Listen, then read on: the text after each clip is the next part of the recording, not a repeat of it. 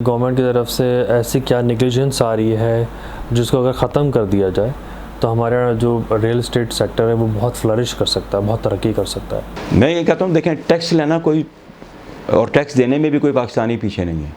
आप टैक्स लें, लेकिन उसकी जो टैक्स की जो आप ये रखें कि लिमिट है ना, जैसे लेट से कि अभी हम 3% टैक्स दे रहे हैं FBR वैल्यू पे, इसको 2% कर दें।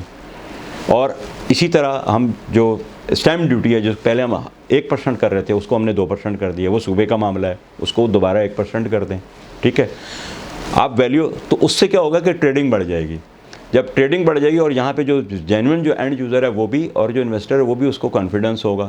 और बात ये है कि ओवरसीज़ पाकिस्तानी है, अगर उसके डॉक्यूमेंट्स पूरे हैं तो उसको ये जो FBR के या उसके कमिश्नर के चक्कर ना लगवाएं, डायरेक्टली उसका जो है निकॉप ले लें और उसका पासपोर्ट, उसकी ट्रैवल हिस्ट्री लेके उसको एग्जम्पशन दे दें, ठीक है।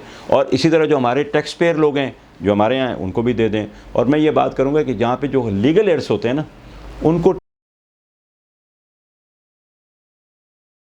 किसी की मदर की डेथ हो गई है तो कम से कम वो प्रॉपर्टी जो लीगल एड्स पे ट्रांसफ़र होती है वो टैक्स से एग्जेम्प्टेड होनी चाहिए, क्योंकि वो इनहेरेंट प्रॉपर्टी आती है। तो उसके लिए एक ये होना चाहिए ऑप्शन कि ये होना जो ना वो एग्जेम्प्टेड होनी चाहिए।